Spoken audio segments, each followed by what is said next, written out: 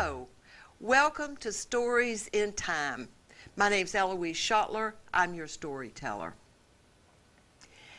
Where do stories come from?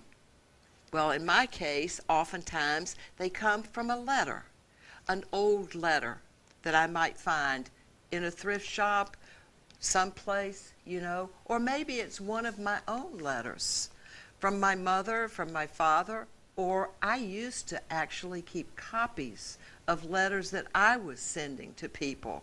When you use that 3-part carbon paper, well, I've been known to type those into an IBM Selectric and keep a copy for myself. And when I look back through my files, well, there's something that it reminds me of or tells me what I was doing, and that can trigger a story. That's just a little hint in case you're thinking of looking through your correspondence, or if you run across an interesting letter in a thrift store someday. Bookshops have them too. Well, some years ago in Charlotte, North Carolina, I went to the Dilworth bookstore, and I was just poking around in the back room. That's where I usually find the best stuff. And there was a cardboard box on the floor. I nearly tripped over it. And when I looked down to see what was in it, there was a collection of papers. When I thumbed through them, they were all from the same woman. I mean, they had been collected by the same woman. Her name was Stewart. And I could tell just by chancing a glance at this piece and that piece that she was an elder woman who was a member of the DAR and who was interested in genealogy, and she kept things. She kept correspondence about those files, and she kept correspondence that came to her. Later, as I really studied, well, I should tell you first, I bought the box of papers. My curiosity was up, and I had to have them. And later, as I went through the papers, I discovered a bit of history. History about several things. One, about my own hometown during World War I. Outside of Charlotte, I had heard of it. Camp Green was a place where soldiers, American soldiers, were sent to train before they were sent to France. And some about Charlotte, and one thing that was quite clear. Having all of those soldiers come into town was a strain on the city. They had no place to go, they needed entertainment, and so the city fathers got together and they asked the churches to get involved. The churches did, and from that, families invited soldiers into their home for friendship, for a meal. And in that box were letters from a soldier that Mrs. Stewart had had to her home. She had him there at first because he was a Hotchkiss from Portland, Oregon. And they both were interested in their genealogy, and they discovered that there was a distant connection on the Hotchkiss line for them. And they also became friends. And he came often, and I know that because he wrote her from England after he left. Charlotte was shipped overseas. He first went to France, and then he went to England. And tucked in among his letters was a letter from his wife. Mrs. Stewart evidently had written to her a friendly letter about her husband, bringing her up to date after one of his visits. She was that kind of woman. I can imagine her doing that. And Grace Hotchkiss wrote her back. And I have this letter from Grace. This is a letter from January the 14th, 1918. That's almost 100 years ago. 100 years ago. She was a young woman, now on her own in Portland. She didn't have any children. The U.S., America, had only been in the war for under a year, just about a year, in January the 18th. And they couldn't know that the armistice was coming in November of 1918.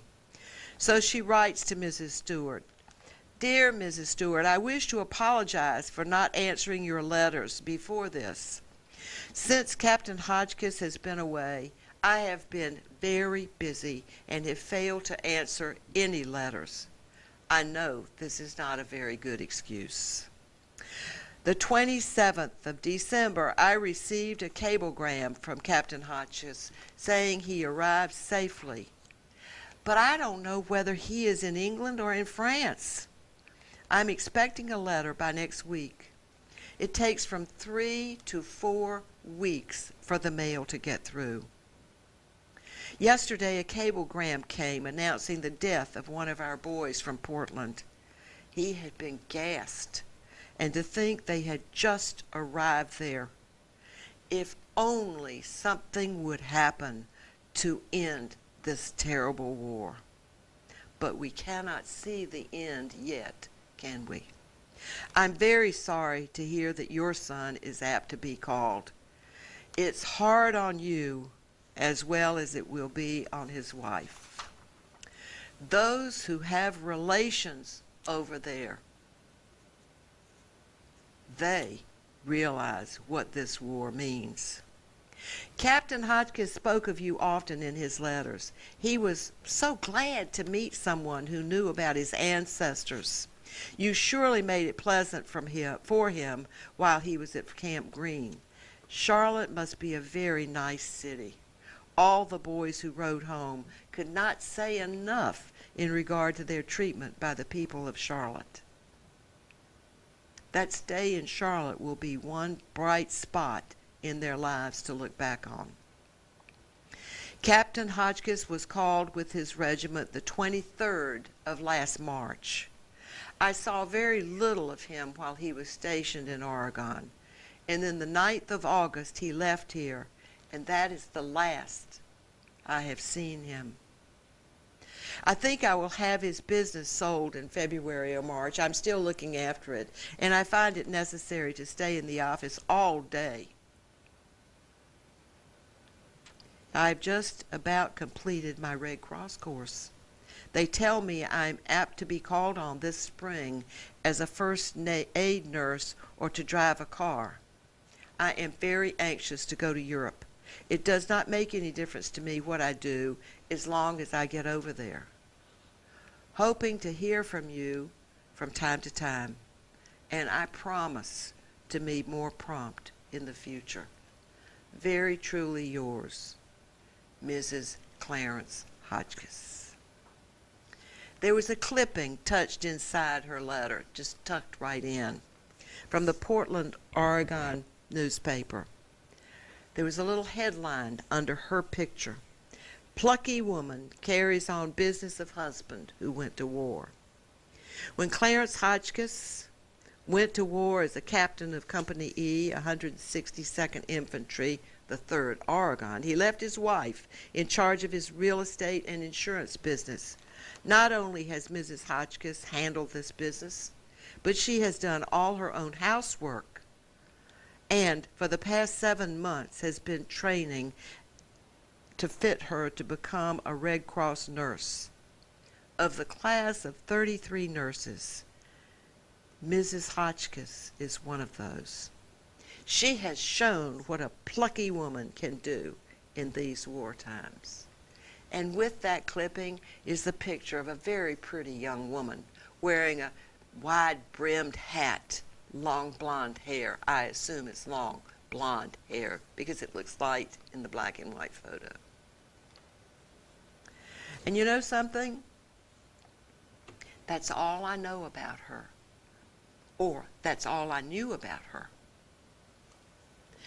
This fall, I went to Charlotte and was looking up some records of my own, in my own family. And the librarian was not busy, and she was very friendly and helpful.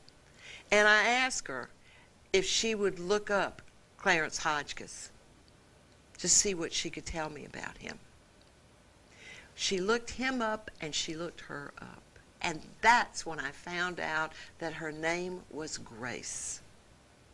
Grace Hotchkiss, young wife of Clarence. The librarian handed me a piece of paper that showed that they never had any children. and they lived until the 50s. They had a long marriage. And when they died, they're buried in Arlington Cemetery. And any of you that have watched this program know that my husband is buried in Arlington Cemetery and that I look for neighbors. And that here for 20 years I'd had a letter from Grace Hotchkiss, who's buried 2 blocks from my husband. She's a neighbor of mine. And since I found that out, I've been trying to imagine her a little bit. And isn't that where the stories come from? How we imagine things.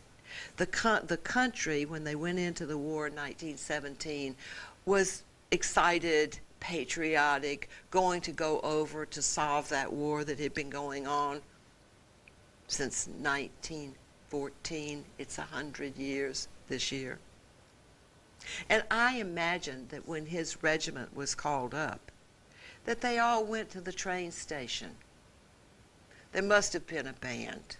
There would have been families and weeping and crying, young children maybe running from one end of the platform to the other. Perhaps like in the movies, you would have seen that regiment, the men of that regiment with their heads stuck out of the train window, waving goodbye. The women waving, weeping. And I think of Grace that, you know, her coat pocket must have felt very heavy. Based on the newspaper clipping, he would have given her the keys to the office. And certainly he put a burden of responsibility down on her shoulders. And yet she doesn't seem daunted by it, does it?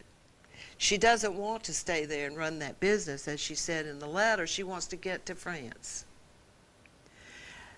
I'm looking to find out, but so far, I don't know whether she actually got to France or not. But other things that I have read about what women did to get over to help with the war. They joined a military. They were nurses. They were doctors. They weren't allowed to go to France if they had a husband or a loved one over there. So my thought is that she would have been a very valuable Red Cross volunteer and nurse, but she probably did not get to France. When I find out, I'll let you know. Thank you for coming and for listening to a little of Grace's story.